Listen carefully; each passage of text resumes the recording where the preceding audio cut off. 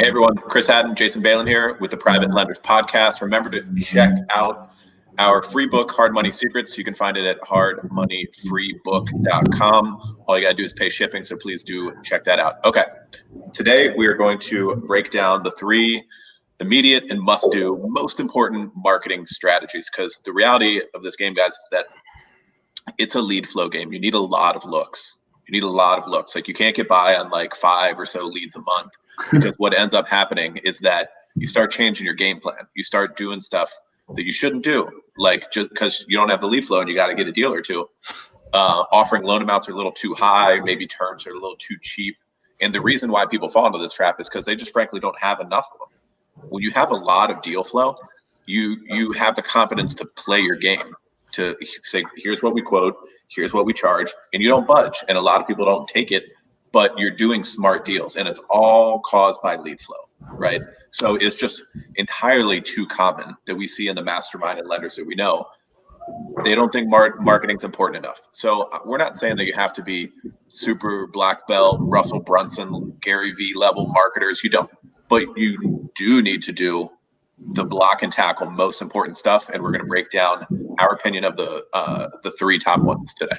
Yeah, this just isn't for newer hard money lenders who have never done deals before and they're starting out fresh. This is for experienced hard money lenders. I know lots of lenders that have $10+ million deployed at any given time, maybe even more, and they don't even do some of this stuff. Just like this is the bare minimum. And as we go through this, we can expand on them, but like they're must-dos. Like you have to do that immediately. So number one, you got to make sure all your web assets are in place. You got to have your website up and running. You got to have all your social media up and running, all your digital assets in general. People need to know where to find you, right? It doesn't have to be a super elaborate 1,000-page website with tons of blog posts and things like that. You can get to that over time, but you got to start somewhere, and you got to have a website, whatever. Ours is Hard Money Bankers. Yours can be whatever it wants. It can be, Jason's Lending, Hard Money Chris. It doesn't matter, right? Like it can be whatever you want it to be, whatever that brand is. Obviously, somewhat local or geographic targeted is somewhat helpful, right? If you're in whatever, we're in Maryland, Maryland private lenders, like whatever, something like that is obviously helpful and descriptive of what it is. And then you follow that brand everywhere, on websites, on all the social platforms, on Facebook, Instagram, Twitter, LinkedIn, Google Plus or Google Business, TikTok, Pinterest, everywhere, right? Start with the big ones and work your way. And the goal of all of those social assets is, so many people get tied up of like, well, I don't know what to post on some of these. Well, let's do one post a day. That's what we talk about inside our mastermind and doing private consulting with some real estate investors. Do one post, not a day, a week, sorry. Do one post a week about anything relevant to real estate investing, let's just say. It doesn't have to be, so it could be like, hey, how does hard money lending work? Or 3 tips to help you flip a house, or what upgrades do you put in your rental properties? Anything related to real estate investing in general. Teach people how to be real estate investors, how to borrow money from you, what your terms are, right? It can be as basic as they need to be, right? Just start with that. So that's what you post on all of these platforms. One content piece a week, and that's it. And then we're going to talk about some other distribution with that. So anything to add to that, Chris, or should I? I wanted to add one other thing to your web assets and being in all the places you're supposed to. One obviously is traffic. If you can get leads in the door from having your stuff in the right places, that's super important. The other one is credibility. So if you come across somebody who's considering borrowing from you, they're going to go look you up. They're going to check you out. And if you are where you're supposed to be, like with a Google business page showing your local office address, an active, or at least active enough social media presence, like on Facebook and Instagram and stuff like that, LinkedIn, they can find you as a person, because people are going to check you out. This is just how people find out information about one another these days, that they're starting to work with that they haven't come across before. So yeah, remember those 2 important parts to it. And even if sometimes you think like, I don't get a lot of leads from the social media stuff, I'm going to stop. Not a good idea. You need it for credibility at least, right? Yeah, and you don't even know if you're getting them from leads. People are seeing you everywhere. Listen, you do a social media post or video, you get 5 eyeballs, 5 views. Who cares? People are going to see you from everywhere, right? They're going to Google you. They're going to see you on search. They might see you at an event. They see you on social media. Like you have to. Like it's non-negotiable. It's the way that things work. Like you're not going to be able to determine or fully track that, but just know that it's important. All right. So number 2, attending offline in-person events. Now I know that's a little bit challenging right now with COVID, and there's some workarounds, but in general, meetup groups, real estate investor association groups, auctions, any event targeting real estate investors in general. Let's talk about meetups because there's probably the most popular. You know, they used to be RIA groups, but a lot of RIA groups have kind of turned into meetup groups in general. If you go into a meetup group and you raise your hand and you say, hey, I'm a private lender, I'm a hard money lender, I have money, people are going to come and chase you around and want to talk to you. That's just how it is. Real estate investors are attracted to people that have access to capital because they need capital to do their flips, to do their rentals, and things like that. It is the easiest sale in the world. So the goal of a meetup group in general is, first off, you go there with a bunch of business cards. You hand out business cards. You take business cards from somebody. You trade business cards, right, and tell them about your product, with the goal of eventually being able to speak at a meetup group. So instead of having to talk to 100 people, which neither one of us want to talk to 100 people in an hour. It's that one-on-one, like that's challenging, but you do that as you grind at the beginning. The next step is potentially trying to be able to present in front of the group. So you talk to one person, which is the audience of 100 people, and you accomplish the same thing, right? You teach them about hard money eventually, or how your product works, right?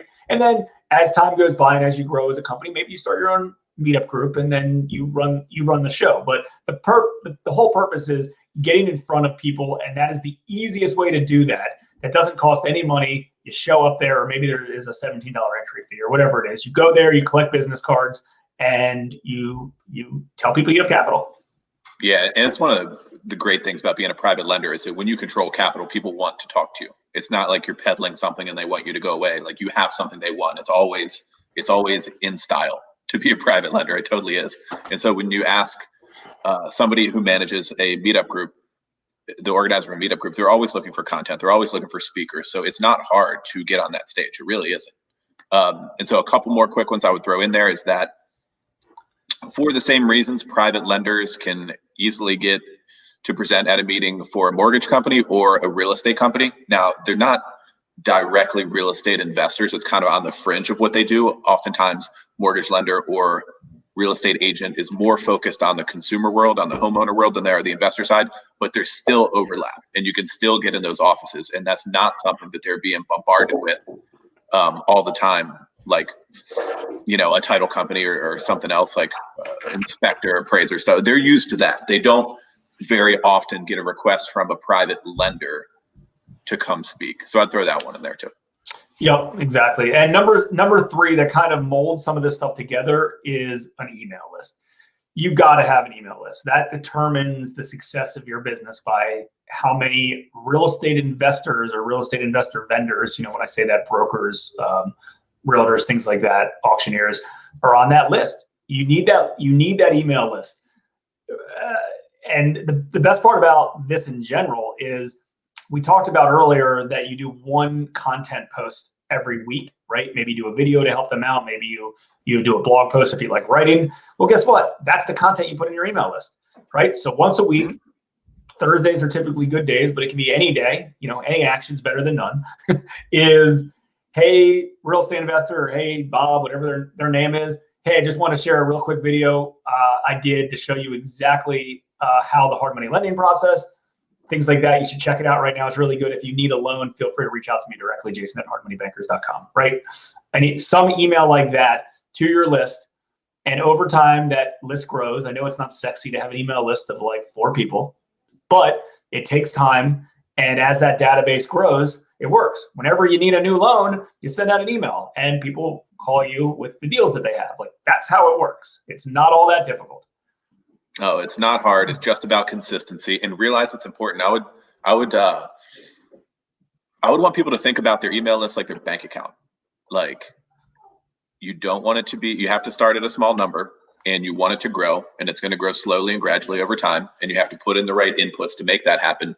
But down the road, it's super, super important. It'll be a giant asset, right? And like Jason said, it's not fun to send an email broadcast to 75 people because that's all you have in there, but you have to start somewhere, right? And then that grows over time. As long as you have the right amount of traffic coming in, that could be online, offline stuff, proactive sales efforts, like wherever you really go all in is where those contacts are going to come from. But I would, just like a bank account or an investment account, you look at it, you see the growth, you track its progress. Like that is a very, very real asset. And if you play your cards right, some years down the road, you're going to have tons of deals just flooding in the door because you've been putting in the work all along. So that's the goal. Exactly. And keep in mind, someone that applies for a loan today might not be ready for a loan today. The majority of the 90% of the people, 99% of the people I talk to every day, they're looking to gather information. They're asking me what our terms are. They're not stating, I got a deal, save the deal, close, close, close. I love if that happens, and that does happen, but that's not the majority of them that happens. So if somebody calls you and they don't have a deal right now, and you don't collect their information, what's the point? You just wasted everything. It's just like somebody walking to a store to buy something from you, and retail stores aren't good about this either. Once someone walks into a retail store and they don't buy the product from you right then, and they leave with nothing empty-handed, who do you even know who that person is? How do you get back a hold of them again? If a retail store did something that was like, hey, thanks for coming by the way, here's a coupon for next time you're in the store for $5 off type of thing, give me your email, or I don't know, something like that, you can retain them. So the important part is you've got to have their email. You've got to get their information. We spend a lot of either time or money, we spend both, on getting people in the front door. What I mean by that is getting people to our websites, getting people, to call us, getting people to fill out forms, whatever the case is. We have to collect their information so we can stay in front of them for when they do have a deal. And that happens. People forget you. There's a lot of noise going on out there. People are going to forget you. So if you're sending them an email once a week, chances are you're going to catch them at the right time when they just put a property under contract and they're looking for financing. Yeah, for sure. So just to recap all that stuff, because I know when we lay it all out like that, it makes it sound like it's a lot of work and difficult and you might not know how to do it. But here's the exact game plan that we give to people that we do consulting with, one-on-one or small group consulting about starting and growing a hard money company. Is let's back up and just break it down. So one, you get all your web assets where they're supposed to be. Have your company's name and all your information and pics and all the right stuff and the different social channels and including your website. Two, you create one content piece a week and you post it to all those social channels and maybe even like a blog post or if it's appropriate for that sort of thing, YouTube, if it's video, right? And then in addition, once a week, you take that content piece and you blast it out to your email list. Here's some valuable content for you real estate investors. And if you need a loan, contact us. And that's it. Don't make it any more complicated than that. You could have a successful hard money company for decades with just that right there. You could do more. You could add on to that over time, but you really don't have to. You can get away with that and you'll be ahead of your competition with just the plan that we laid out today. Yep. Guys, hopefully you enjoyed this week's Private Lenders Podcast. And